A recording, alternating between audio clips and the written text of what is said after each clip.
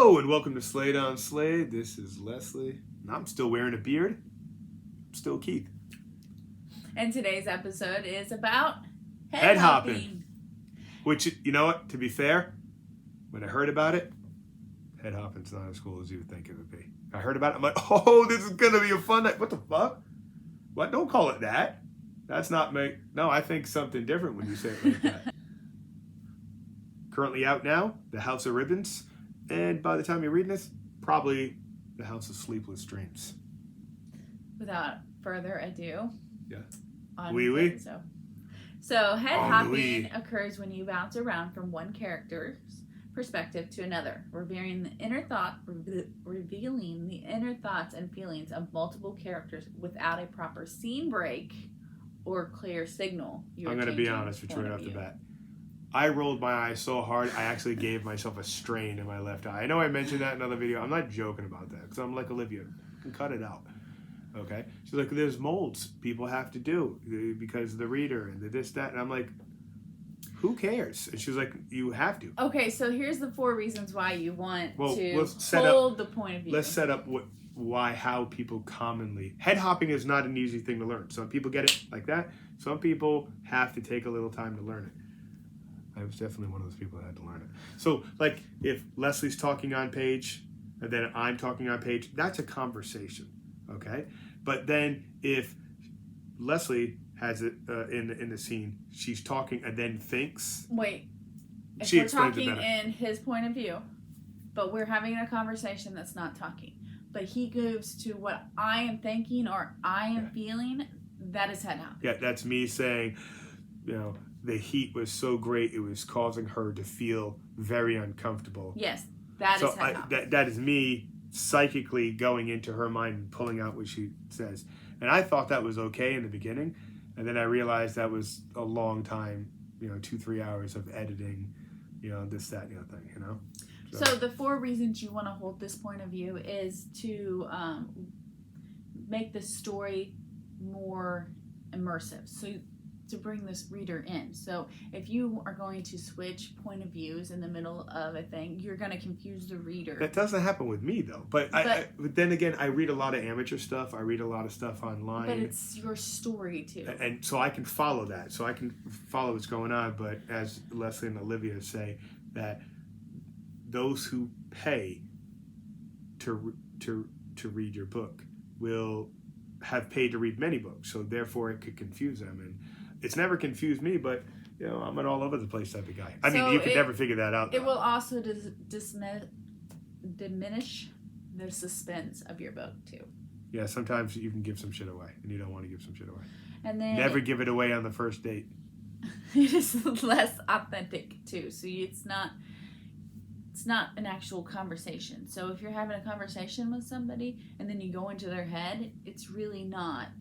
Yeah, I mean, unless the person's a psychic, but then you're really giving it away. You're giving away the chickens and the eggs. Yes. Is that a real expression? I don't know. I might have just made that bullshit up. I don't know. And then the last one is it can be confusing.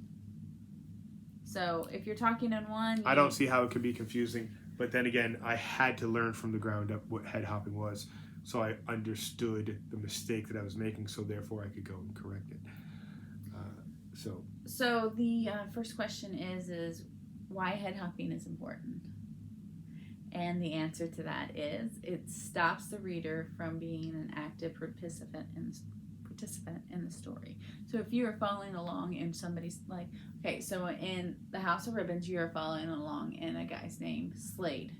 His name. I mean, his point of view. Hey, that's... I know. That's a sexy last name. Oh, so if you are, you're following along his point of view. So you are being that person through the entire book. It is, You're assuming the role of the lead character. But if you jump into somebody else's head, then you have to jump into that person's head to feel the emotion that they are feeling. When I read, I don't jump into any character. I read it from the perspective as if I always imagine myself as a fly on the wall and I'm just hearing the conversations. I'm seeing this and that. I'm seeing into the mind of the people. That's why head hopping was so hard for me, because as Olivia said, when you wrote your manuscript, you really wrote it in the style that you're giving it the film treatment as a script, because you're, here's your dialogue, then what the person's supposed to be emoting, and then all the other stuff. So you give it to the director, and the director goes, okay, we can do all these things. So she was like, you got to trim it down because this isn't TV, this isn't movie, this is just for a book.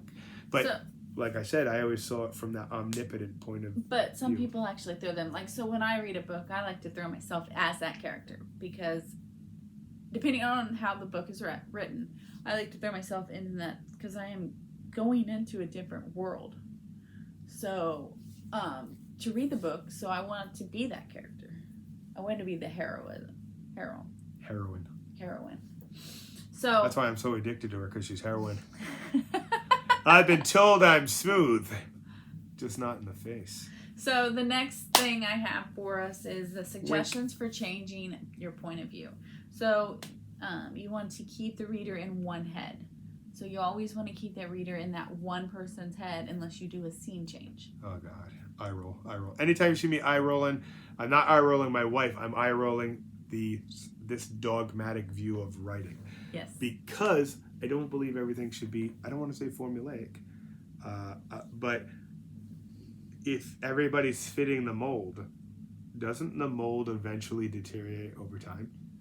Just like the English language, the language that we're speaking right now, the language on this planet we're speaking right now, no matter what language it is, 300 years from now, it will be archaic compared to what they're speaking, only because, look at 20 years ago. I mean, the English vernacular had faux shiggity in it. Like, oh, faux show? So we don't really do that anymore. The next suggestion that they offer is to choose which character gets the scene. So let's just say Slade is not in this scene. So now you need to choose whose point of view you want to be in. How do I write the scene when Slade passes out? Yes. You know how I wrote that scene a couple of times? Come close. Let me tell you how to cheat a scene. Don't say he passed out. Just say he was barely conscious. I was barely conscious.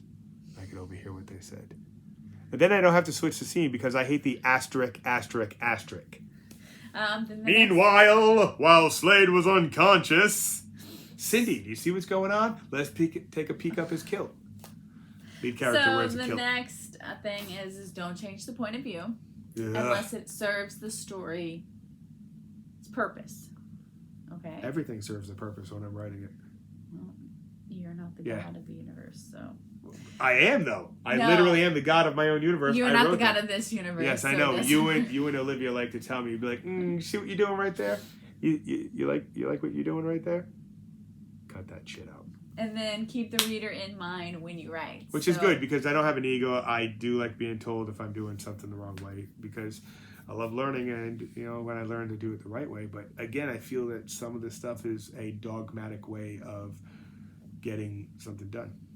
So you want to keep the reader in mind when you're writing, because then at least if you're keeping the reader in mind, you can be like, oh, well, that doesn't make sense.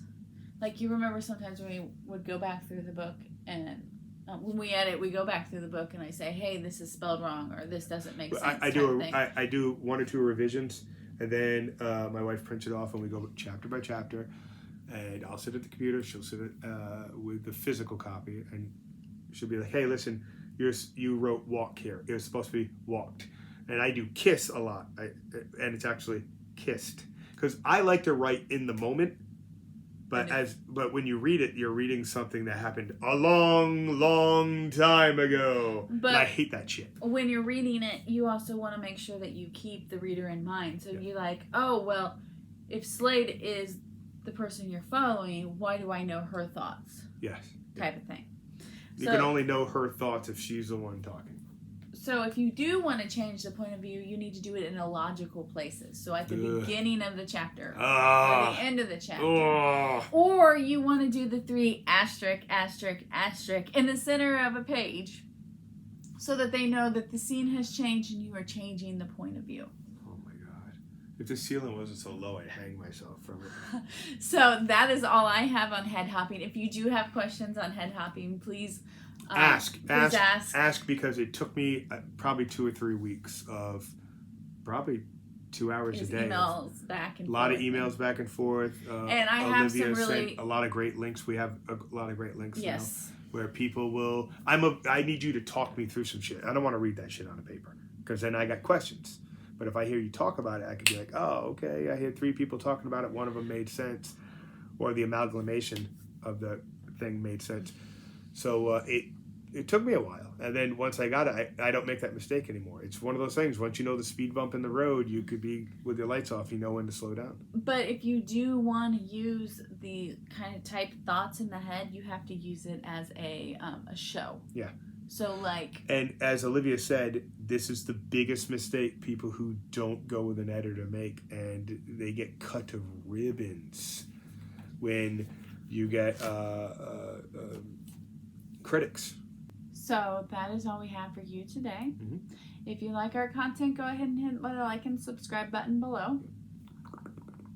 If you want to find about updates on the House of Sleepless Dreams. House of Sleepless Dreams actually just entered its second phase in the editing process, and the third book, I won't be revealing the name just yet, is a month and a half from being shipped to the editor. It's all done. It's just there's a queue that everything is in. And then go ahead and follow us on Facebook, Twitter, Instagram, Don't and forget to Tumblr. ask questions. Don't forget to just comment. So that is all we have for you today. See you.